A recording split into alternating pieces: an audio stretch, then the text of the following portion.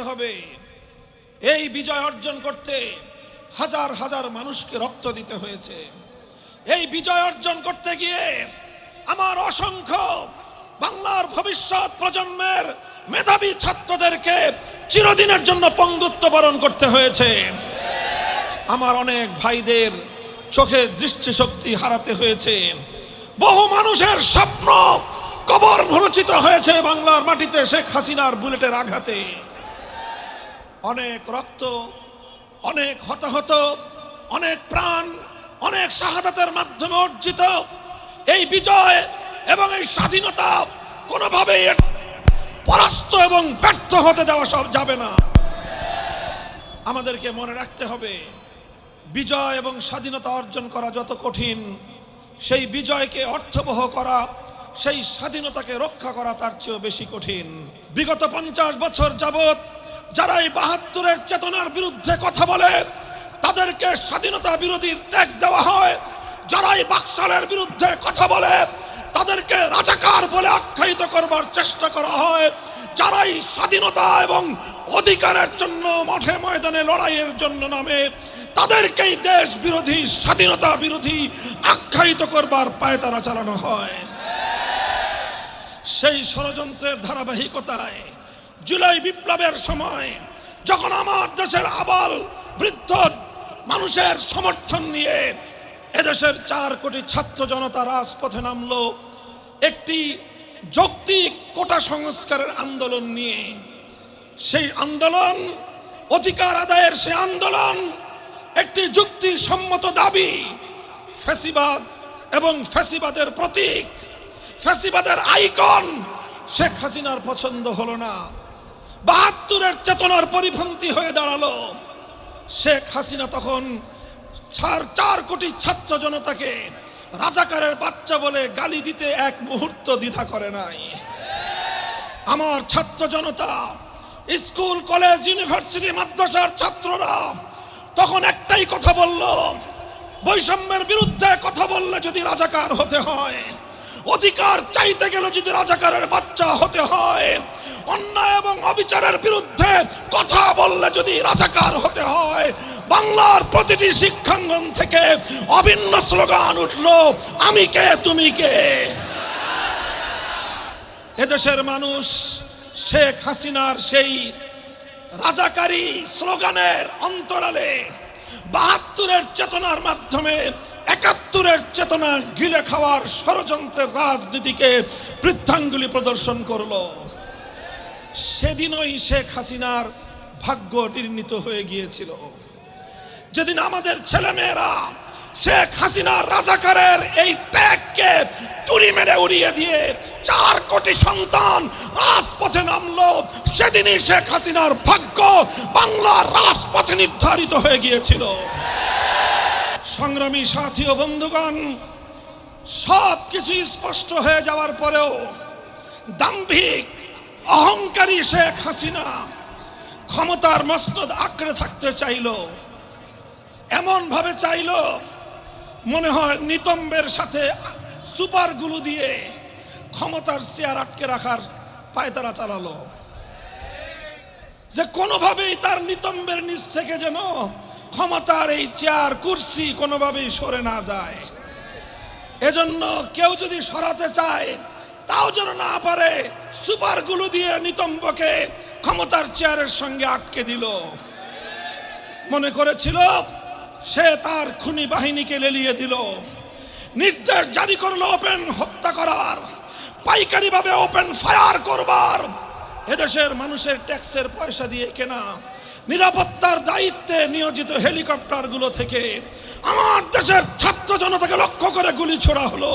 আমি শ্রদ্ধা ভরে স্মরণ করি, দীর্ঘ সংগ্রামের পথে ফ্যাসিবাদ বিরোধী এই লড়াইয়ে যারা বিগত 15 বছরে জীবন দিয়েছে, আত্মদান করেছে, যাদের রক্ত এবং শাহাদাতের সিঁড়ি বেয়ে 5ই আগস্ট বাংলাদেশ তার স্বাধীনতাকে দ্বিতীয়বারের মতো পুনরুজ্জীবিত করেছে, পুনরুদ্ধার করেছে। স্মরণ করি 2009 সালের বিডিআর বিদ্রোহের নামে শাহাদাতপ্রাপ্ত 57 জন দেশপ্রেমিক সেনা কর্মকর্তাকে স্মরণ করি 2013 সালের 5 এবং 6 মে শাপলা চত্বরে হত্যাকাণ্ডের শিকার নবী প্রেমিক শতাধিক বীর শহীদানদেরকে স্মরণ করি।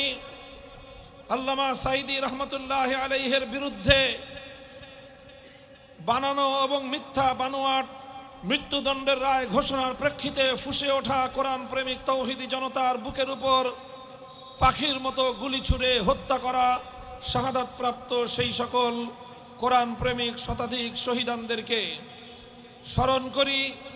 দীর্ঘ আন্দোলন এবং সংগ্রামে ফ্যাসিবাদের মোকাবেলা করতে গিয়ে, স্বৈরাচারের মোকাবেলা করতে গিয়ে, অধিকার আদায়ের কথা বলতে গিয়ে গুম খুন ও হত্যাকাণ্ডের শিকার সকল বিরোধী দলীয় নেতাকর্মীদেরকে স্মরণ করি। 2021 সালে বাংলাদেশের স্বাধীনতার সুবর্ণ জয়ন্তী উদযাপনকালে বাংলাদেশে সেই গুজরাটের কসাই মুসলমানদের খুনি নরেন্দ্র মোদীকে আনতে গিয়ে তার প্রতিবাদ করায় শান্তিপ্রিয় হেফাজতে ইসলামের প্রায় 25 জন নেতাকর্মী যাদেরকে গুলি করে ঠান্ডা মাথায় খুন করেছিল শেখ হাসিনার স্বৈরাচারী সরকার, সেই বীর শহীদানদেরকে স্মরণ করি। 2024 সালের জুলাই এবং আগস্ট বিপ্লবে একটি বৈষম্য বিরোধী বাংলাদেশ গড়তে গিয়ে, নিজেদের অধিকার আদায় করতে গিয়ে বাংলার টেকনাফ থেকে তেঁতুলিয়ায় প্রতিটি জনপদে শেখ হাসিনার খুনি হাতুড়ি লীগ, হেলমেট লীগ, ছাত্রলীগ, যুবলীগ আর খুনি লীগের আর প্রশাসনের মধ্যে ঘাপটি মেরে বসে থাকা আওয়ামী খুনিদের বর্বরতায় এবং তাদের টার্গেট কিলিং এর শিকার হয়ে 16 শতাধিক, 1.5 সহস্রাধিক বাংলার দামাল ছাত্র জনতা, আবাল বৃদ্ধ, এমনকি 3 বছরের শিশু পর্যন্ত যারা রক্ত দিয়েছে, শাহাদাত বরণ করে বাংলাদেশের মানুষের জন্য স্বাধীনতাকে উদ্ধার করে এনেছে। সকল বীর শহীদানদেরকে শ্রদ্ধা ভরে স্মরণ করে তাদের শাহাদাত কবুল হওয়ার দোয়া করে তাদের শোক সন্তপ্ত পরিবার পরিজনের প্রতি গভীর সমবেদনা এবং তাদের হত্যাকাণ্ডের জন্য খুনি শেখ হাসিনা সহ তার মন্ত্রী পরিষদের সদস্যবর্গ এবং প্রশাসনের খুনি সেই সকল কর্মকর্তা সহ সকল অপরাধীদের খুঁজে বের করে আইনের মাধ্যমে তাদের বিচার নিশ্চিত করবার দাবি জানাই। সংগ্রামী সাথী ও বন্ধুগণ, আমি একটি কথা বারবার বলছি, আপনাদের এই বাংলার এক প্রত্যন্ত প্রান্তিক একটি শহর, জেলা শহরের এই ভোলাবাসীকে আমি বলতে চাই, ছাত্র জনতা এবং আলেম সমাজকে আমি বিশেষভাবে বলতে চাই, মনে রাখ, আমাদের অতীতের অভিজ্ঞতা রয়েছে।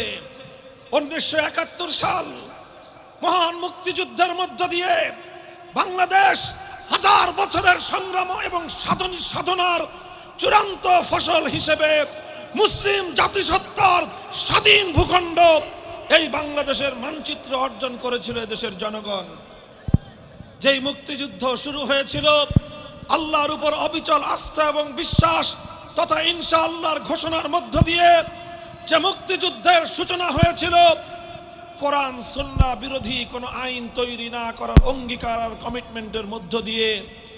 কিন্তু দুঃখ এবং পরিতাপের বিষয়, সেই মুক্তিযুদ্ধের বিজয় 16ই ডিসেম্বর অর্জিত হওয়ার কয়েক মাসের মধ্যেই আমরা লক্ষ্য করেছি এদেশের মানুষের 1000 বছরের ইচ্ছা এবং অভিপ্রায় এবং তাদের কৃষ্টি, কালচার, সভ্যতা, ধর্মীয় সেন্টিমেন্ট এবং অনুভূতিকে বৃদ্ধাঙ্গুলি প্রদর্শন করে আরেকটি ভিন দেশের সংবিধানের মৌল নীতিমালাগুলোকে একটি কলমের খোঁচায় প্রেসক্রিপশনের মাধ্যমে বাংলাদেশের মানুষের উপর সংবিধান আকারে চাপিয়ে দিয়ে 71-এর মুক্তিযুদ্ধের সঠিক চেতনাকে ছিনতাই করা হয়েছিল। 71-এর চেতনাকে হত্যা করে 72-এর সংবিধানের মাধ্যমে এক নতুন চেতনা বাংলার মানুষকে মুক্তিযুদ্ধের চেতনা হিসেবে গেলাবার চেষ্টা করা হয়েছে।